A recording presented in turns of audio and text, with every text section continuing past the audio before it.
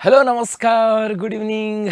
India के सबसे बड़े एजुकेशन प्लेटफॉर्म पे आप सभी का स्वागत और मैं हूं आपका होस्ट दोस्त नरेंद्र चौधरी। आज 29 दिसंबर 2025 और राजस्थान समसामयिकी सेशन में स्वागत। जी हां, तो चलो करते हैं अपने सेशन की शुरुआत। सबसे पहले हम बात करेंगे आज की मोटिवेशनल लाइन की कि जीवन में कभी निराश मत होना, क्योंकि कमजोर आपका वक्त है, आप नहीं है। जी हाँ, कभी आपको लगे ना कि जिंदगी के अंदर यार कुछ नहीं हो रहा, क्या करें कैसे करें, तो मेरे भाई उदास तो कभी नहीं होना, निराश कभी नहीं होना, क्योंकि कमजोर आप नहीं हो, वो आपका वक्त कमजोर हो सकता है। और वक्त कमजोर होने में आपका कोई दोष नहीं है। आपका काम है बस मेहनत करते रहना। आपका काम है यहाँ से क्या भाई, आपका काम यहाँ पर है कि बस अपने आप को मजबूत बनाए रखना, अपने हौसलों को बुलंद रखना। जैसे अभी ये थर्ड ग्रेड के एग्जाम होने जा रही, बहुत सारे बच्चों के फोन आते हैं कि सर क्या करें क्या ना करें, इतने सारे पर्सन तो हम छोड़ देते हैं। मेरे भाई कोई बात नहीं, आपने पर्सन छोड़े तो जाहिर सी बात है किसी और ने भी छोड़े होंगे। तो बस आपका काम है बस चीज़ों को बेहतर तरीके से अप्लाई करते रहना। आपने जो पढ़ा उसको अप्लाई करते रहना, जो रिजल्ट जो होगा देखा जाएगा। अब आज की जी, अब बात करते हैं आज की सुर्खियों की। राज्य का पहला बड़ा बायो सीएनजी प्रोजेक्ट कहां पे लगाया जा रहा है और क्या क्या बात यहां से आती है ये भी पढ़ेंगे। तो उसके साथ यहां पर है स्वायत्त शासन विभाग के द्वारा जा रहे स्वच्छता रैंकिंग रिपोर्ट, क्या है पूरी कहानी ये भी आपके यहां से आ जाता है। और उसके बाद है नई दिल्ली में 4 दिवसीय राष्ट्रीय प्रशिक्षण कार्यक्रम सरपंच शक्ति के अंदर राजस्थान से कौन से सरपंच को शामिल किया गया और क्या क्या बात यहां से आ जाती है। उसके बाद है राज्य स्तरीय डिजास्टर डेटा रिकवरी सेंटर की स्थापना, क्या है पूरी कहानी ये भी हम लोग पढ़ने वाले हैं साहब। जी, उसके बाद यहां से आता है कि विकसित पिंड खजूर की 3 स्वदेशी नस्लें देश को मिला पेटेंट और क्या क्या बात यहां से आ जाते हैं। इसके बाद है कि जयपुर में आयोजित समारोह में वुमेन्स ग्लोरी अवार्ड और ये किसको दिया गया और क्या क्या बात यहां से आ जाती है। और इसके अलावा यहां पर है 68वीं नेशनल शूटिंग चैंपियनशिप और इसके अंदर राजस्थान के किस खिलाड़ी ने मेडल जीता और कौन सा मेडल जीता, ये सब बातें हम लोग पढ़ने वाले हैं साहब। तो ये थी अपनी आज की सुर्खियां। जी, ये है आज की सुर्खियां और अब करते हैं सुर्खियों का एनालिसिस। जी हाँ, चलो तो देखते हैं यहां से क्या क्या बातें आ जाते हैं। पहला प्रश्न यहां पर है कि राजस्थान का पहला बड़ा बायो सीएनजी प्रोजेक्ट कहां स्थापित किया जा रहा है। तो ये स्थापित किया जा रहा है आपके जालोर के अंदर, चांदराई जालोर के अंदर। ऑप्शन सी जो होगा इसका सही जवाब है। अब देखो इसकी कहानी की बात करते हैं। सबसे पहले मैंने यहाँ पे लिखा जालोर और जैसे ही जालोर लिखा आपके लिए एक प्रश्न तो निकल के आ गया यहां से इस जिले का पंच गौरव की। भाई जालोर का पंच गौरव क्या है, अर्थात यहाँ पर हम बात करें कृषि उपज की बात करें कि कृषि उपज कौन सी है। यदि हम यहाँ पर वनस्पति की बात करें कि पेड़ पौधों में कौन सी वनस्पति है। यदि मैं यहाँ पर उद्योग की बात करूँ, उद्योग में कौन सा आ जाता है। मैं यदि यहाँ पर पर्यटन की बात करूँ तो कौन सा स्थान आता है। और यदि मैं यहाँ पर खेल की बात करूँ तो किस खेल को बढ़ावा दिया जाएगा। तो एक तो पंच गौरव का नाम यहाँ से आ गया, तो आपको एक तो ये बताना। दूसरा, इसी जालोर की बात करें, इस जालोर की कम से कम 5 बातें तो और होनी चाहिए जो मुझे बता दोगे, बाकी तो मैं यहाँ से आ जाऊंगा। अब इसी जालोर की बात करें, इसी जालोर के अंदर यहाँ पर एक गांव है जिसका नाम है चांदराई। जी हाँ, यहाँ पर एक गांव है चांदराई गांव। इस चांदराई गांव के अंदर क्या किया जा रहा है मेरे भाई, यही तो इंपॉर्टेंट है। इस चांदराई गांव के अंदर आपके यहाँ पर बनाया जा रहा है बायो सीएनजी प्रोजेक्ट। यहां पर लगाया जा रहा है आपके bio CNG project. Bio CNG project का मतलब क्या होता है? बायो सीएनजी प्रोजेक्ट का मतलब होता है कि बायो प्रोडक्ट होंगे। बायो सीएनजी प्रोडक्ट का मतलब है कि बायो प्रोडक्ट होंगे और इन बायो प्रोडक्ट से आपके सीएनजी का उत्पादन किया जाएगा। बायो प्रोडक्ट का मतलब है कि वे प्रोडक्ट जो कहीं ना कहीं हमारे खेत वगैरह या हमारे घर से मिलते हैं।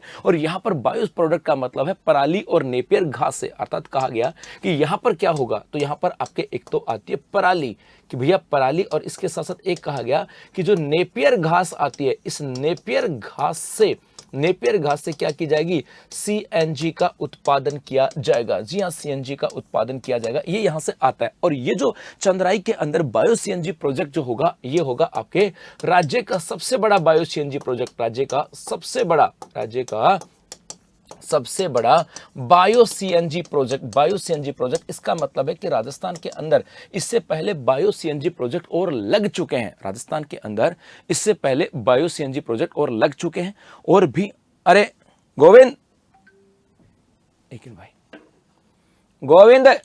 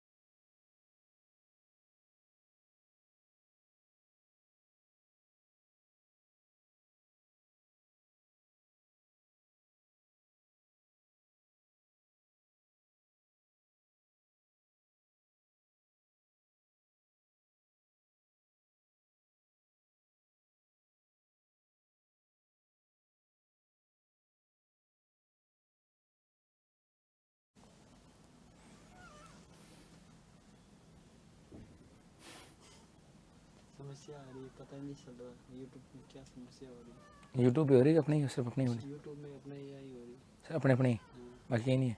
बाकी का पता नहीं चल रहा। हाँ लगे खड़े। हाँ जी भाई, इसका ये राज्य का सबसे बड़ा बायो सीएनजी प्रोजेक्ट होगा। इसका मतलब हमारे यहाँ पर पहले से बायो सीएनजी प्रोजेक्ट यहाँ पर लग चुके हैं, ये बात यहाँ से आ जाता है। और ये भी बता दूं, ये राज्य का सबसे बड़ा प्रोजेक्ट होगा। इसका मतलब है ये जो प्रोजेक्ट है ये 600 करोड़ रुपए की लागत राशि से इसकी स्थापना की जा रही है, ये बात यहाँ से आ जाता है। चलो, एक तो बात यहाँ से हो गई है। दूसरे दिन हम बात करें गुरुजी, कुछ और भी यहाँ से आता है क्या? गुरुजी कुछ और भी यहाँ से आता है क्या? यदि यहाँ से बात करें, सबसे पहले इसके अंदर पंचगौरव की बात करें गुरुजी, पंचगौरव के अंदर कृषि को लेकर के और इनको लेकर के क्या क्या चीजें आ जाती हैं। तो यहाँ पर यदि हम बात करें उपज की, कृषि उपज की बात करें तो ये तो होगा आपका अनार। यदि वनस्पति की बात करें ये होगा आपके पेलू। उद्योग की बात करें ये होगा आपका ग्रेनाइट, क्योंकि जालोर को कहा जाता है ग्रेनाइट सिटी। पर्यटन की बात करें तो ये होगा आपके सुंदा माता का मंदिर। सुंदा माता मंदिर जो है ये आपके पर्यटन के अंदर शामिल किया गया, सुंदा माता मंदिर की बात करें। और खेल की बात करें, क्या हुआ भाई, खेल की यदि हम बात करें तो खेल आपके आ जाएगा, बॉक्सिंग की बात करें ये आपके यहां से आ जाएगा। इसका मतलब है ये कुछ चीजें यहां से आ जाते हैं जो आपको ध्यान में रखना है साहब। ठीक है भाई, ये चीजें आपको ध्यान में रखनी है जो आपको यहां से आने वाली है। चलो, एक तो बात यहां से हो गई। इसके अलावा यदि हम जालोर की बात करें तो यहां पर आपके एक तो आ जाता है सांचौर की बात करें, और इस सांचौर को कहा जाता है राजस्थान का पंजाब। इसको हम लोग क्या बोलते हैं, राजस्थान के पंजाब के नाम से जानते हैं। इसी जालोर की बात करें तो यहाँ पर अब आपके एक NH48 सॉरी यहाँ पर आपके आ रहा है वाटर नेशनल हाईवे 48, और वाटर नेशनल हाईवे 48 के तहत यहाँ पर अब आपके बनाया जा रहा है, यहाँ पर आपके एक नहर बना करके, और यहाँ पर आपके बनाया जा रहा है पोर्ट, मतलब इस जालोर क्षेत्र को कनेक्ट किया जा रहा है। ये यहाँ से आ जाएगा। इसी जालोर की बात करें गुरुजी, और क्या क्या चीज़ें यहाँ से आ जाती हैं भाई? ऐसी कोई बातें और भी जो आपके जालोर के साथ कनेक्ट होकर के आती हैं भाई? और भी तो होगी कम से कम बातें जो इस जालोर के साथ कनेक्ट होकर के आती हैं गुरुजी। जैसे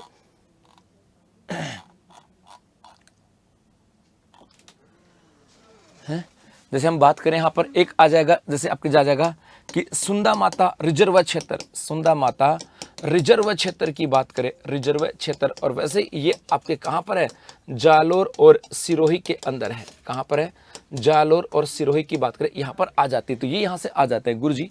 अब यहाँ पे 2-3 ऑप्शन और है। रातड़ियारी डेयरी की बात करें जैसलमेर के अंदर, और यहाँ पर हाल ही में यहाँ पर हड़प्पा कालीन सभ्यता के प्रमाण मिले थे। हड़प्पा कालीन सभ्यता के प्रमाण जो है वो हमें यहाँ से मिले थे। एक आ जाएगा देवमाली गांव ब्यावर की बात करें तो इसको दिया गया था बेस्ट टूरिज्म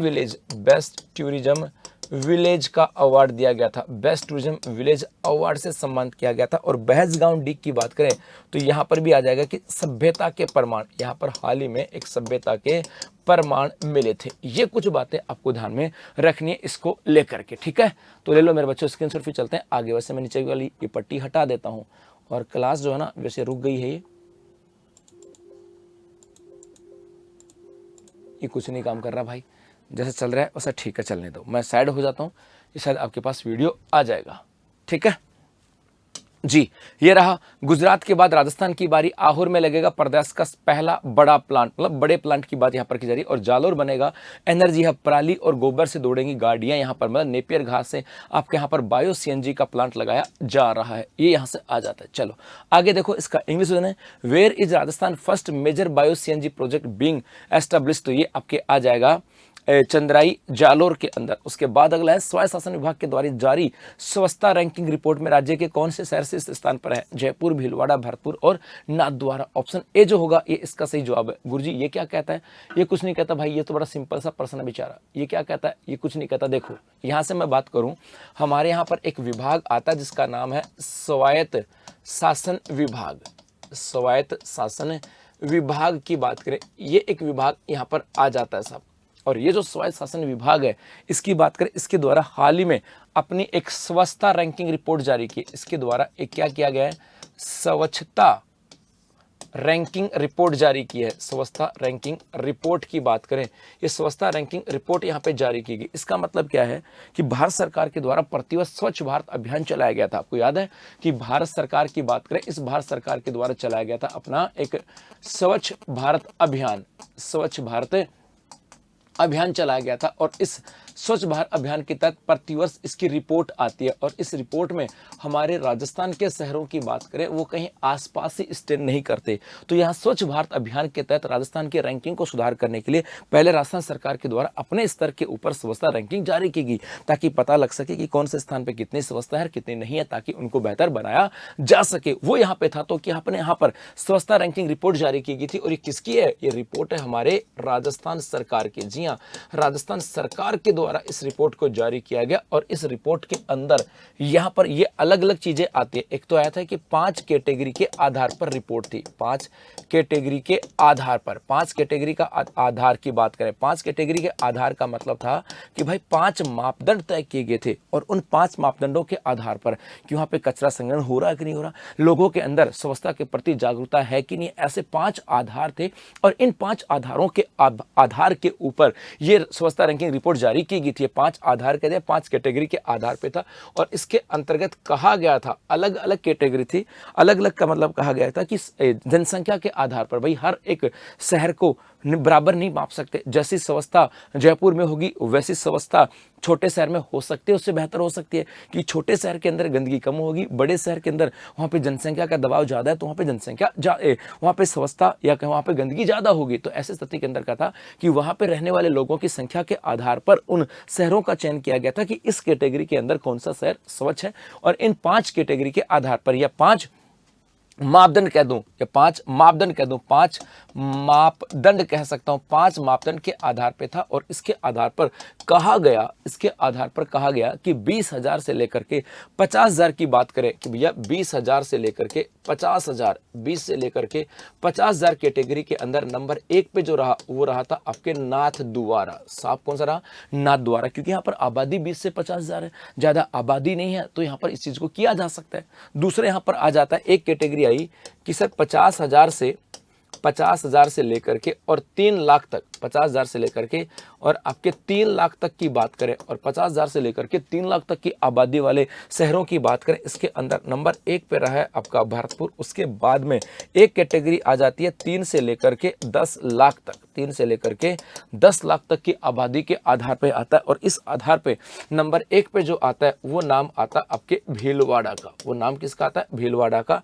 और एक यहाँ पे था कि 10 लाख से अधिक, 10 लाख से अधिक की बात करें और 10 लाख से अधिक की बात करें, इसके अंदर आपका आ जाता है जयपुर। और खास करके जयपुर में कौन सा शहर है? ग्रेटर। तो यहाँ पर आ जाएगा आपका जयपुर, और जयपुर में भी कौन सा? जयपुर ग्रेटर की बात करें। ये आपको ध्यान में रखना है, ये इंपॉर्टेंट है कि हाल ही में राजस्थान स्वायत्त शासन विभाग के द्वारा स्वच्छता रैंकिंग जारी की गई थी। और इसके अंतर्गत कितने मापदंडों पर कैटेगरी तैयार की गई? 5 मापदंडों पर। और यहाँ पर 20 से 50,000 की बात करें तो नाथ द्वारा, 50,000 से 3 लाख की बात करें तो भरतपुर, 3 से 10 लाख की बात करें तो भीलवाड़ा, और 10 लाख से अधिक आबादी वाले क्षेत्र की बात करें तो उसके आधार पर नंबर 1 पे जो रहा है वो रहा है आपका जयपुर की बात की जाती है। इतनी सी बात आती है और कुछ भी नहीं है। चलो आगे देखो।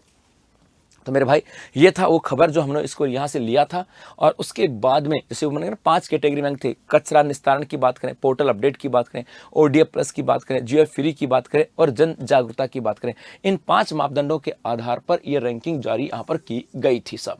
अगला यहाँ पर है कि which cities in the state are at the top of the sanitation ranking report release by the department of local self government. तो आ जाएगा जयपुर, भीलवाड़ा, भरतपुर और नाथ द्वारा। अगला यहां पर है कि नई दिल्ली में 4 दिवसीय राष्ट्रीय प्रशिक्षण कार्यक्रम सरपंच शक्ति में राज्य के किस सरपंच ने भाग लिया? तो ये भाग लिया था आपके यहां से नीरू यादव ने। ऑप्शन बी जो होगा ये इसका सही जवाब आ जाता है। गुरुजी ये क्या कहता है साहब? ये यह कहता है कि हम बात करें आपके नई दिल्ली की बात करते हैं। कहाँ चले? नई दिल्ली। और इसी नई दिल्ली के अंदर हाल ही के अंदर यहाँ पर एक प्रशिक्षण कार्यक्रम का आयोजन किया गया, प्रशिक्षण कार्यक्रम। और ये प्रशिक्षण कार्यक्रम की बात करें कि गुरुजी इसका आयोजन किसने किया? तो इसका आयोजन किया था क्वालिटी काउंसिल ऑफ इंडिया ने। क्वालिटी काउंसिल ऑफ इंडिया, जी हाँ, क्वालिटी काउंसिल ऑफ इंडिया की बात करें इसके द्वारा किया गया था। अर्थात जो गुणवत्ता की बात करते हैं ये क्या था? क्वालिटी काउंसिल ऑफ इंडिया ने। इसके द्वारा आयोजन किया गया था और इस कार्यक्रम का नाम क्या था? इसका नाम था सरपंच शक्ति। इसका नाम था सरपंच शक्ति। सरपंच शक्ति का मतलब है कि भाई जो सरपंच है उनके पास शक्ति है और उस शक्ति को कैसे और बेहतर तरीके से बना करके जो सरपंच है उनकी क्वालिटी को इम्प्रूव किया जा सकता है। मतलब ये है कि भाई देखो, जब तक लोकल गवर्नमेंट ठीक नहीं होगी ना, हम बात करें, हम जब तक हमारे सरपंच ठीक नहीं होंगे ना, हमारे विधायक ठीक नहीं हो सकते, हमारे सांसद ठीक नहीं हो सकते, क्योंकि जब तक सरपंच ठीक नहीं होगा गाँव की समस्याएं विधायक तक नहीं पहुंचेंगी। ये पक्की बात है साहब। और विधायक तक नहीं पहुंची तो विधानसभा में नहीं पहुंचेंगे, मतलब ये पक्की बात है। यदि गाँव का सरपंच चाहे ना तो गाँव में क्या नहीं हो सकता। मैं कह रहा हूं ना, यदि गांव का सरपंच चाहे तो गांव में बहुत कुछ हो सकता है, लेकिन डिपेंड करता है उस सरपंच की दृढ़ इच्छा शक्ति के ऊपर। गांव के अंदर सड़क नहीं है, क्या सरकार की मजाल है क्या कि सड़क नहीं बने? विधायक आए तो रास्ता में रोक दे कि गोली रसूं नहीं, जूत मारांगा। तो विधायक की औकात है क्या कि सड़क नहीं बनाए? सरकार के पास खबर नहीं पहुंचे क्या? लेकिन चाहते ही नहीं भैया, खुद सरपंच ही नहीं चाहता कि यहाँ पे सड़क बने। वो खुद चाहे तो फिर बात अलग है। इसका मतलब है कि जब तक लोकल गवर्नमेंट जो बॉडी है गवर्नमेंट की, उसको सुदृढ़ नहीं किया जाएगा, उनकी क्षमता का अंदाजा नहीं होगा कि भाई कैसे क्या हो सकता है, तब तक कुछ भी नहीं किया जा सकता। और बस यही बात यहाँ से आ जाती है। इसी बात को लेकर के आया था यहाँ से कि गुरुजी ये कहा गया था यहाँ पर। ठीक है भाई, एक सेकेंड।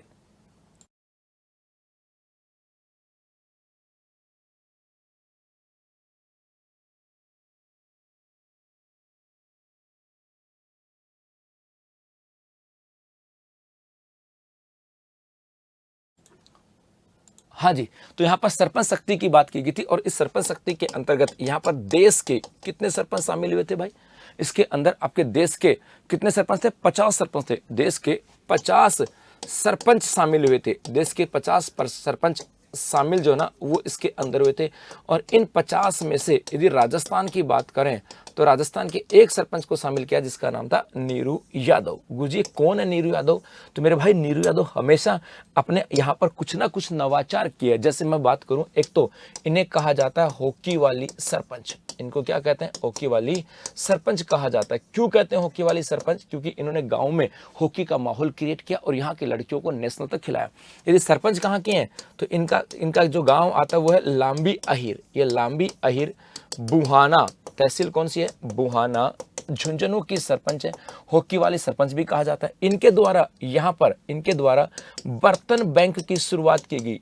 बर्तन बैंक की शुरुआत, बर्तन बैंक की मतलब है कि जो राजस्थान सरकार के द्वारा बजट 25-26 में कहा गया था ना बर्तन बैंक, वो नीरू यादव के जो प्रयास थे उन्हीं को उन्होंने एक प्रैक्टिकल दिया था। मतलब नीरू यादव ने अपने आसपास के जो उनका जो ग्राम पंचायत क्षेत्र आता है वहां पर इन्होंने अपने पैसों से या पंचायत के पैसों से, एग्जैक्ट नहीं बता सकता, लेकिन जो भी उन्होंने प्रयास किया, चाहे पंचायत के पैसे हो अपने ग्राम के पैसे हो, लेकिन प्रयास तो किया। बाकी सरपंच तो चाहे अपने पैसे हो उनको भी खाने में रहते हैं और गांव के पैसे, पंचायत के पैसे हैं उनको तो हजम करने में रहते हैं साहब। तो यहाँ पर इनके प्रयासों से यहाँ पर इनकी पंचायत में एक बर्तन बैंक की शुरुआत की गई और वहां पर कहा गया कि आपके यहाँ पर किसी की शादी हो, कोई प्रोग्राम हो, आप प्लास्टिक के बर्तन नहीं लेकर के आओगे और आप यहीं से बर्तन लेकर के जाओगे। पर्यावरण संरक्षण का संदेश दिया था। इसके अलावा इन्होंने, मैं 2 साल पहले जब इनसे मिला था, मैं मिल के आया था, इनके पास जाकर के आया था, तो इन्होंने बताया था कि सर हमने हमारे इस पूरे बुहाना क्षेत्र के अंदर हर ग्राम पंचायत में पौधा वितरण किया, उन पौधों को लगाया भी है। इसके अलावा नीरू यादव की बात करें, इन्होंने यूनेस्को यूएनओ की बात करें, यूएनओ की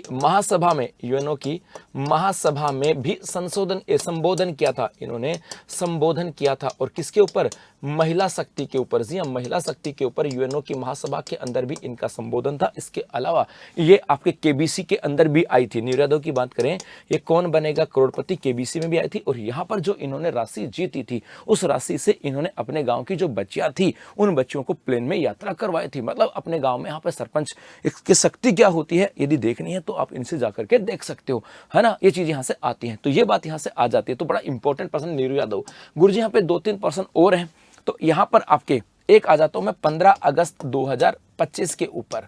15 अगस्त 2025 और 15 अगस्त 2025 के ऊपर आपके लिए एक पर्सन छोड़ के जाऊंगा जो आप मुझे कमेंट्स करना, क्योंकि मेरे पास ना तो आपके जवाब आ रहे क्योंकि आज कुछ टेक्निकल एरर है जिसकी वजह से शायद ये क्लास आपको रिकॉर्डेड मिलने वाली है, क्योंकि लाइव तो नहीं है। मैं पूछ लेता हूं, गोविंद आपको एग्जैक्ट फील वैसा ही आएगा। जी हाँ, यहां पर हम बात करें 15 अगस्त 2025 की बात करें, राजस्थान की बात करें, हमारे राजस्थान के अंदर जो गणतंत्र दिवस था, स्वतंत्रता दिवस कार्यक्रम की बात करें, यह कार्यक्रम हुआ था जोधपुर के अंदर और जोधपुर के अंदर एक अवार्ड दिया गया था बेस्ट सरपंच का अवार्ड, बेस्ट सरपंच अवार्ड। अब ये आपको बताना किसको दिया गया था। मैं ये बता सकता हूँ आपके कहाँ के व्यक्ति को दिया गया था, टोंक के व्यक्ति को दिया गया था। दिव बस हिंट दे दिया मैंने आपको यहाँ से, और इतना हिंट दे दिया तो प्रश्न का जवाब आ जाएगा साहब, ठीक है। और व्यक्ति वो था जिन्होंने फॉरेन से MBA करके आया था। उसके अलावा इसी 15 अगस्त को आपके नई दिल्ली में भी कार्यक्रम होता है। नई दिल्ली की बात करें वहाँ पर भी कार्यक्रम हुआ था, और नई दिल्ली कार्यक्रम की बात करें वहाँ पर भी हमारे राजस्थान के कुछ सरपंच थे जिनको सम्मानित किया गया था, सम्मानित सरपंच। तो नई दिल्ली के अंदर कौन कौन से सरपंच थे जिनको यहाँ पर सम्मानित किया गया था। पट्टी के हटाऊं क्या, हटा दिया भाई पट्टी, जी हाँ। और किस किस सरपंच को सम्मानित किया गया था ये भी इंपॉर्टेंट है साहब। तो ये सम्मानित किस किस को गया था, एक तो क्या गया था रेखा गोचर, अच्छा लिखा हुआ ना यहाँ पर, एक नाम आता है रेखा गोचर को। और रेखा गोचर की बात करें, इनका संबंध आता है गडेपान से। गडेपान ये कहाँ पर है, कोटा के अंदर। और वैसे गडेपान की बता दूं, ये इस कोटा का पहला ODF+ गांव है जी। एक नाम था कुसुम सिंह जी, एक नाम है आपके कुसुम सिंह की बात करें, कुसुम सिंह। और कुसुम सिंह की बात करें, ये राहरा की है, कहाँ पर है, भरतपुर के अंदर। राहरा भरतपुर की है साहब। इनका सरपंच कहाँ के है, राहरा सरपंच भरतपुर की सरपंच है। ये भी ODF या कचरा मिल के खुले में शोषित मुक्त गांव है। और एक गीता देवी पटेल की बात करें, ये चाली जोधपुर से। और एक नाम आ जाएगा आपके, यहाँ आगे लिख देता हूँ मैं, गीता देवी पटेल, गीता देवी पटेल। और ये कहां से इनका संबंध, इनका संबंध आता है आपके चाली जोधपुर से। इनका संबंध आता है आपके चाली जोधपुर से। ये यहां से आ जाता है। तो बस इतनी सी बात है, ले लो स्क्रीनशॉट, फिर चलेंगे आगे। और पिछले वाले पर्सन में भी आपको स्क्रीनशॉट नहीं आया था ना, वो भी दिखा देता हूं।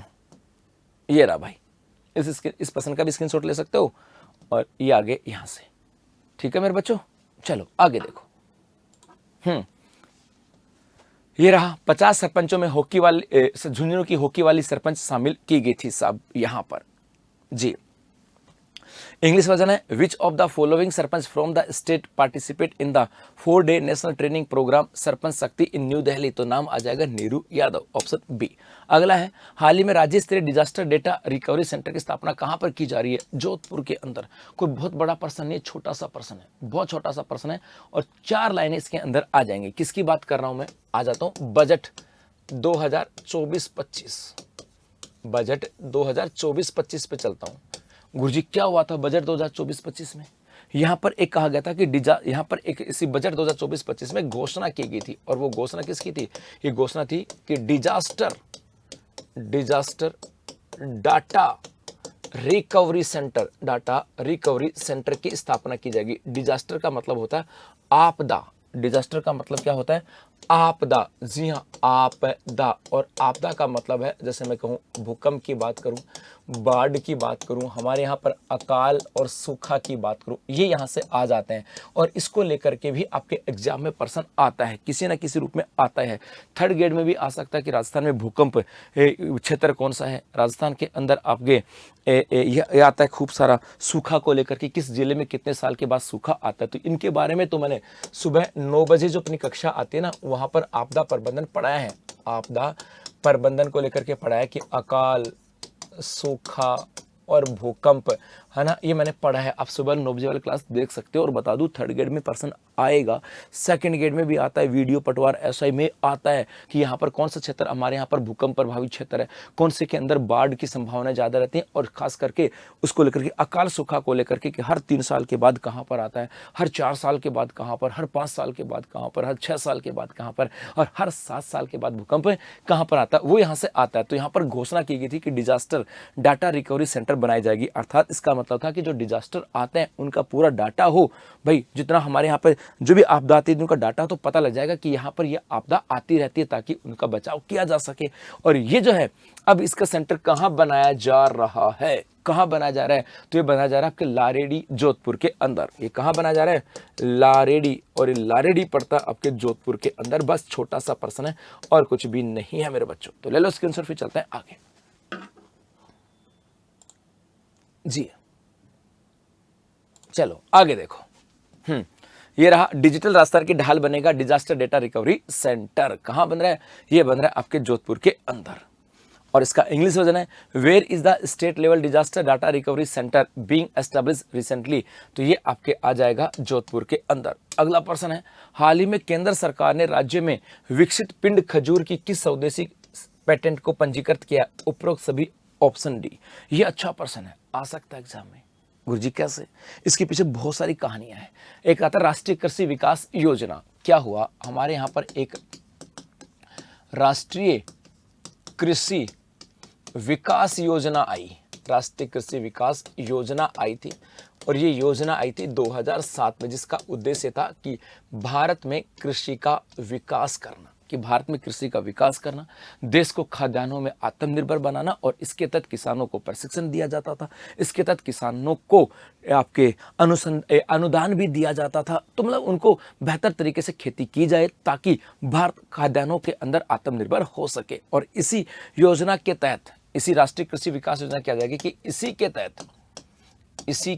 तहत बात को समझना, इसी के तहत वर्ष 2023-24 में वर्ष 2023-24 में टोंक शामिल। पहले ये ऐसा नहीं था कि सब जगह लागू थी, नहीं, पर्टिकुलर जिले थे जिसके अंदर लागू की गई थी। और वर्ष 2023-24 में इसके अंदर आपका टोंक डिस्ट्रिक्ट भी शामिल कर दिया। अर्थात टोंक के अंदर यदि कोई किसान खेती कर रहा है इस योजना के तहत तो उसे अनुदान दिया जाता है। और इसी के तहत टोंक भी शामिल किया गया। और इसी के तहत आपका ये जो टोंक है ना, इस टोंक के अंदर पर्टिकुलर किस चीज़ों की चर्चा की गई और क्या कहा कि आपके यहाँ पर खजूर बगीचा स्थापना करनी होगी।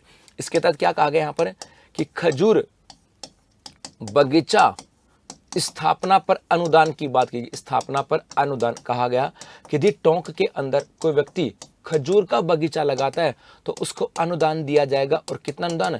75% अनुदान। अर्थात टोंक के अंदर यदि कोई व्यक्ति खजूर की खेती करना चाहता है तो अपना बगीचा लगाए और उस बगीचा लगाने में जितनी लागत आएगी उसका 75% उसको अनुदान दे दिया जाएगा। अब यहाँ पे इसका मतलब खजूर में, यहाँ पे टोंक में खजूर के बगीचे लगे और टोंक में खजूर के बगीचे लगे तो इसी खजूर के बगीचों को लेकर के एक किसान आते हैं जिनका नाम आता है प्रभुलाल सैनी। एक किसान आते हैं यहाँ पर जिनका नाम है प्रभुलाल सैनी। ये प्रभुलाल सैनी यहाँ पर शायद विधायक भी रहे हैं। प्रभुलाल सैनी की बात करें यहाँ पर विधायक भी रहे और ये जो ना यहाँ पर आपके प्रगतिशील किसान भी हैं। तो प्रभुलाल सैनी और प्रभुलाल सैनी के द्वारा क्या किया गया? इनके द्वारा क्या किया गया? खजूर की 3 किस्मों का विकास किया गया। इनके द्वारा खजूर की 3 किस्म का विकास किया गया। 3 किस्म का विकास जो ना वो यहाँ पर किया गया। और 3 किस्मों के विकास की बात करें कौन सा था? ST1, 2 और 3। कौन कौन से? ST1, 2, 3। जी हाँ, ST1, 2, 3 जो है इसकी विकास किया गया। और अब भारत सरकार के द्वारा इनको पंजीकृत भी कर दिया गया। अब क्या कर दिया गया इनको? भारत सरकार द्वारा इनको क्या कर दिया गया? पंजीकृत भी कर दिया गया। ये बात यहाँ से आ जाती है तो इंपॉर्टेंट है, प्रभुलाल सैनी का नाम इंपॉर्टेंट है। ये भी आ जाए कि हमारे यहाँ पर खजूर की खेती के लिए राष्ट्रीय कृषि विकास योजना में किस जिले को शामिल किया गया। मतलब किसी भी रूप में आपके प्रश्न आ सकता है और किसी भी रूप में आए आपको तो याद रखना है। और खजूर की कौन सी किस्म है? ST1, ST2, ST3। बस इतना अक्सर है। तो ले लो स्क्रीनशॉट, फिर चलते हैं आगे। जी आज बहुत बड़ा क्लास तो नहीं हो पाएगी क्योंकि पूरी रिकॉर्डिंग है, आपको शायद लाइव तो नहीं मिल रही होगा। जी ये रहा केंद्र सरकार ने किया रजिस्ट्रेशन उपलब्धि पिंड खजूर की 3 स्वदेशी किस्में देश को मिली। और यहाँ पर आपके किसके द्वारा?